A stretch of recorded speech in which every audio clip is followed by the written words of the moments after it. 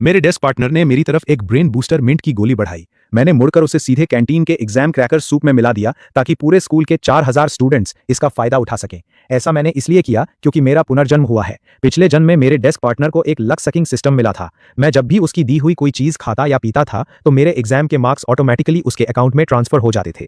वो एक अमीर खानदान का लड़का था और उसकी फैमिली ने उसके लिए पहले से ही फॉरेन की आईवी लीग यूनिवर्सिटी का रास्ता साफ कर रखा था।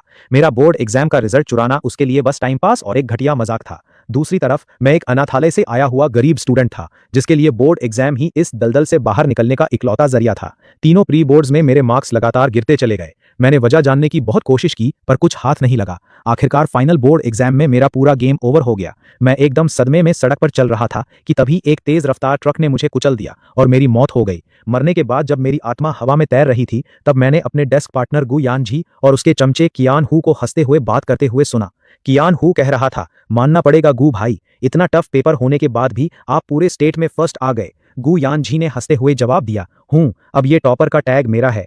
चेंग यान जैसा कंगाल तो पूरी जिंदगी गटर में रहने के लायक ही है। अब जब मुझे दोबारा जीने का मौका मिला है और उसे दूसरों के मार्क्स चुराकर खेलने का इतना ही शौक है तो सिर्फ मेरे मार्क्स चुराकर क्या मजा आएगा। इस बार पूरे स्कूल का बोर्ड एग्जाम का स्कोर उसे एक बड़े गिफ्ट के रूप में मिलेगा। 12th क्लास के तीसरे प्री बोर्ड से ठीक एक दिन पहले लगातार जागकर पढ़ाई करने की वजह से मुझे बहुत तेज बुखार आ गया। मैं सिर चकराने की वजह से डेस्क पर सिर रखकर लेटा हुआ था और ठंड से कांप रहा था। तभी अचानक मेरी आंखों के सामने एक एनर्जी कॉफी का कैन आया। चेंग यान, जल्दी से ये कॉफी पी लो, थोड़ा फ्रेश फील करोगे। मैं एकदम चौंक गया और सिर उठाकर देखा तो सामने गु यानझी खड़ा था। पिछले जन्म में इसी एनर्जी कॉफी को पिलाकर उसने मुझसे साइंस टॉपर के मार्क्स छीने थे। मैंने अनजाने में ही उसे पीछे धकेलना चाहा लेकिन तभी आसपास के क्लासमेट्स हमारे पास जमा हो गए। गु भाई तो सच में बड़े दिलवाले हैं यार, अपने डेस्क पार्टनर के लिए कॉफी भी लेकर आए। सही में चेंग यान जैसे गरीब स्टूडेंट की तो स्कूल के मेडिकल रूम में जाने की भी औकात नहीं है। बीमार होने पर कोई पूछने वाला भी नहीं होता। अच्छा है जो गुह भाई जैसे पार्टनर के साथ बैठा है, कम से कम कोई मदद तो कर रहा है। इन बातों को सुनकर गुह यान जी के चेहरे पर घमंड वाली मुस्कान और गहरी हो गई। उसने कॉफी का कैन खोला और बोला, जल्दी पी लो, ये मेरे डैड सीधे ओरिजिनल वाइन यार्ड से लेकर आए हैं। ये एक स्पेशल ब्लेंड है जो इंडिया में कहीं नहीं मिलेगा। मुझे अच्छी तरह याद आया कि पिछले जन्म में तीसरे प्री बोर्ड से ठीक पहले मैंने ये कॉफी पी थी जिसने मेरी पूरी जिंदगी बदल कर रख दी। मेरा जन्म अनाथालय में हुआ था और कुछ भले लोगों की मदद और स्कॉलरशिप के दम पर ही मैं इस अमीरों से भरे लैंटन प्राइवेट हाई स्कूल में पढ़ पा रहा था। मेरे जैसे बैकग्राउंड के लोगों के लिए बोर्ड एग्जाम ही अपनी किस्मत बदलने का इकलौता रास्ता था। 12th क्लास से पहले तक मेरा स्कोर हमेशा टॉप 3 में रहता था और इंपीरियल यूनिवर्सिटी जाना तो बिल्कुल पक्का था। मैं दिन रात पागलों की तरह पढ़ता था, एक सेकंड भी वेस्ट नहीं करता था, बस इस उम्मीद में कि इस समर वेकेशन में एक एडमिशन लेटर मेरी जिंदगी बदल देगा। लेकिन तीसरे प्री बोर्ड के बाद से मेरे मार्क्स सीधे जमीन पर आ गिरे और फाइनल बोर्ड एग्जाम तो मेरे लिए कभी न खत्म होने वाला दुस्वप्न बन गया। जब रिजल्ट आया तो स्क्रीन पर वो 300 समथिंग मार्क्स देखकर ऐसा लगा जैसे किसी ने जंग लगी छुरी से मेरे दिल के टुकड़े कर दिए हों। मैं पागलों की तरह रीचेकिंग के लिए भागा लेकिन रिजल्ट में साफ आया कि वो सारे बेवकूफाना गलत आंसर खुद मेरे ही हाथ के लिखे हुए थे। सबसे डरावनी बात तो ये थी कि एग्जाम सेंटर के सीसीटीवी फुटेज में साफ दिख रहा था कि मैंने सिर्फ आधे घंटे में पेपर सबमिट कर दिया और क्लास से बाहर चला गया। पर मुझे अच्छी तरह याद था कि मैंने एक एक क्वेश्चन को ध्यान से सॉल्व किया था और आखिरी सेकंड तक रीचेक किया था। लेकिन वहां के इन्विजिलेटर और आसपास के स्टूडेंट्स सब एक सुर में कह रहे थे कि उन्होंने खुद मुझे टाइम से पहले पेपर देकर जाते हुए देखा था। मेरी याददाश्त और हकीकत के बीच एक डरावनी खाई बन चुकी थी। मैंने हार नहीं मानी, बार बार अपील की, जांच की मांग की, लेकिन हर बार नतीजा वही पुराना रहा।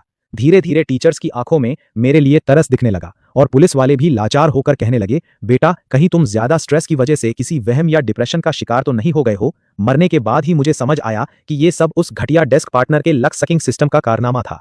अपने चोरी हुए मार्क्स के बारे में सोचकर मेरा खून खौल उठा। मैंने ठंडे दिमाग से उस कॉफी कैन को आगे सरका दिया। मैंने अभी अभी फीवर की मेडिसिन खाई है, इस समय कॉफी पीना ठीक नहीं होगा, कहीं रिएक्शन न हो जाए। भाई साहब सीरियसली, टॉपर भाई इतना भी भाव मत खाओ। गो भाई ने तुम्हें अकेला और बीमार देखकर तरस खाया और अपनी टॉप क्वालिटी कॉफी दे दी। इसे पीने से तुम इंपीरियल यूनिवर्सिटी जाने से तो नहीं चूक जाओगे। उसके टोन में साफ साफ ताना था जिसे सुनकर आसपास के लोग भी ठहाके लगाने लगे। सही बात है, कॉफी पीने से कोई इंपीरियल यूनिवर्सिटी जाने से थोड़ी ना रह जाता है। क्या फालतू का एटीट्यूड दिखा रहा है। कैंटीन की पानी की बोतल खरीदने के पैसे नहीं हैं इसके पास, दवाई के पैसे कहाँ से आ गए। मुझे तो लगता है ये गरीबड़ा गोह भाई से जलता है और अपनी हीन भावना दिखा रहा है। गोह यान जी ने इनमें से किसी को भी नहीं रोका। मुझे नीचा दिखाने वाले वो क्लासमेट्स अभी भी नकली स्माइल चेहरे पर चिपकाए जबरदस्ती वो कॉफी मेरे हाथों में थमाते हुए बोले, चलो चेंग यान, कल तुम्हारा प्री बोर्ड एग्जाम है, इसे चुपचाप पी लो, हाथ में कॉफी कैन पकड़े हुए मेरे अंदर एक अजीब सी नफरत और घिन पैदा हो रही थी। अभी बोर्ड एग्जाम्स दूर थे, इसलिए मैं अभी उससे पंगा नहीं ले सकता था, क्योंकि इस समय दुश्मन सीधे सामने था और मैं छिपा हुआ था। अगर मैंने अभी उसका पर्दाफाश कर दिया तो क्या पता वो बोर्ड एग्जाम से पहले कोई और गंदा गेम खेल दे। मैंने अपनी मुट्ठी भींच ली और उस कॉफी को सीधे उसके मुंह पर मारने की इच्छा को बड़ी मुश्किल से दबाया। तभी अचानक मेरी नजर खिड़की से बाहर नीचे की तरफ गई, जहां एक लाल रंग का बैनर हवा में लहरा रहा था। उस पर लिखा था, लाखों की भीड़, एक ही रास्ता, एक आंसर शीट बदलेगी किस्मत। उसे देखकर मेरे दिमाग में एक खतरनाक आइडिया आया। अगर स्कूल के ये लाखों बच्चे गु यानजी की दी हुई चीजें खा लें तो क्या उन सबका स्कोर भी इस अकेले के सिर पर ट्रांसफर हो जाएगा। ये सोचते ही मैंने कॉफी को दोनों हाथों में थाम लिया। थैंक यू सो मच गु यानजी, लेकिन अभी मेरा पेट थोड़ा खराब है और एसिडिटी हो रही है, इसलिए मैं इसे पी नहीं पाऊंगा। पर चूंकि ये तुम्हारा प्यार है तो मैं इसे वेस्ट भी नहीं होने दूंगा। जूलांग, क्या तुम कॉफी पियोगे? ये गु यानजी सीधे फॉरेन से लाया है, स्पेशल ब्लेंड है, एकदम तुरंत नींद उड़ा देता है। जूलांग का स्कोर हमेशा मेरे बराबर ही रहता था। उसके पापा हमारे स्कूल के प्रिंसिपल थे और उसके नाना शहर के बहुत बड़े रसूखदार आदमी थे। उनका बैकग्राउंड बेहद तगड़ा था। जूलांग ने कॉफी के कैन को देखा और जैसे ही हाथ आगे बढ़ाया, गु यानजी अचानक बहुत तेज चिल्लाया। उसकी आवाज इतनी तेज थी कि क्लास में बैठे सारे लोग चौंक गए। जब गु यानजी ने देखा कि मैं उसे हैरान और शक भरी नजरों से देख रहा हूं तो उसने तुरंत बात संभालते हुए कहा, चेंग यान, मुझे लगता है कि जूलांग को कैफीन से एलर्जी है, कहीं इसे पीने के बाद उसकी तबीयत खराब न हो जाए। जूलांग ने आगे आकर कैन के पीछे लिखे इंग्रेडिएंट्स को देखा और बोला, अरे कोई चक्कर नहीं है, मुझे सिर्फ सस्टेनेस वाले चीप प्रोडक्ट्स से एलर्जी है, ये तो प्योर नेचुरल है, इससे कुछ नहीं होगा। गु यानजी के चेहरे पर हवाइयां उड़ने लगी। तभी कियान हूं ने झटके से कॉफी कैन छीन लिया और गुस्से में बोला, ये गुड भाई ने खास तौर पर तुम्हारे लिए मंगाया था, तुम खुद तो कदर नहीं कर रहे, ऊपर से गुड भाई की चीज दूसरों को देकर अपना एहसान जता रहे हो। उसकी बात इतनी बदतमीजी से भरी थी कि जूलोंग का चेहरा उतर गया और वो मुंह फेरकर वहां से हट गया। लेकिन मुझे जो जवाब चाहिए था वो मिल चुका था। इसका मतलब साफ था कि गु यानजी की दी हुई चीज अगर कोई दूसरा भी खाएगा तो सिस्टम उसका भी स्कोर चूस लेगा। अगर ऐसी बात है तो चलो इस बार एक बड़ा दांव खेला जाए। सिर्फ मेरे अकेले के बोर्ड एग्जाम के मार्क्स में क्या मजा, इस बार इस पूरे स्कूल का स्कोर ही उसके उस कचरा सिस्टम में ठूस दूंगा, तब जाकर उसके इस शानदार गेम का असली हिसाब पूरा होगा। मैंने अपना मन बना लिया और जैसे ही उस कॉफी कैन को दोबारा लेने का नाटक करने लगा, गु यानजी को डर लग गया कि कहीं मैं इसे फिर से किसी और को न दे दूं। उसने तुरंत अपने ब्रांडेड बैग से मिंट की एक डिब्बी निकाली। चेंग यान, अगर तुम्हें पेट की प्रॉब्लम है तो कॉफी मत पियो, मेरे पास ये रिफ्रेशिंग मिंट टैबलेट्स भी है, तुम इसे खा लो। आसपास खड़े लोग उसकी इस दरियादिली को देखकर फिर से उसकी चमचागिरी में लग गए। गु भाई सच में कितने केयरिंग हैं यार, अपनी पार्टनर का कितना ख्याल रखते हैं। चेंग यान की तो किस्मत ही चमक गई जो उसे ऐसा डेस्क पार्टनर मिला, पिछले जन्म के अच्छे कर्म होंगे इसके। तारीफ सुनकर गु यान जी का कॉलर और ऊपर हो गया। अरे मैं तो बस सोच रहा था कि अगर बीमारी में सिर भारी रहेगा तो एग्जाम पर असर पड़ेगा ना। चेंग यान तो हमारी क्लास की शान है, उसका ख्याल रखना तो बनता ही है।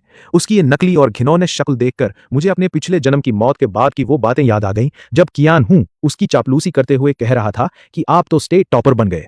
तब गु यानजी ने सिगरेट का धुआं उड़ाते हुए बड़े आराम से कहा था, मुझे तो वैसे भी फॉरेन जाकर ऐश करनी है, मुझे इंडिया के इन एग्जाम्स के मार्क्स की क्या जरूरत, टॉपर का टैग तो बस सुनने में अच्छा लगता है। सच कहूं तो मुझे बस इस गरीबड़े के मजे लेने थे। साला दिन भर किताबें लेकर ऐसे घूमता था जैसे कितना बड़ा 30 मार खा हो, उसे देखकर ही चिढ़ होती थी। अब आया ऊंट पहाड़ के नीचे, कचरा तो आखिर कचरे के डिब्बे में ही अच्छा लगता है।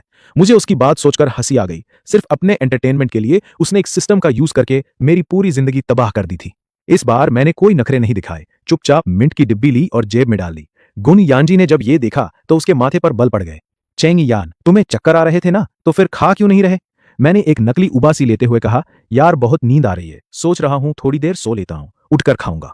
गुन यानजी एकदम छटपटा उठा। मिंट की गोली बहुत छोटी थी, अगर मैंने उसे जेब में रख लिया तो उसे कभी पता नहीं चल पाता कि मैंने उसे सच में खाया भी है या नहीं। तुम्हारा सिर तो डेस्क से टकराने वाला है, अच्छा होगा कि अभी एक गोली मुंह में रख लो, इसमें विटामिन भी हैं जो तुम्हारे फीवर में फायदा करेंगे, वरना क्लास के बीच में ही सो गए तो दिक्कत हो जाएगी। उसने अपने चेहरे पर इतनी चिंता दिखा रखी थी जैसे कि वो सच में मेरा सगा भाई हो, और आसपास के बेवकूफ उसके इस ड्रामे में पूरी तरह फंस चुके थे। पीछे की बेंचों से फिर से फुसफुसाहट शुरू हो गई। अरे एक मिंट की गोली ही तो है,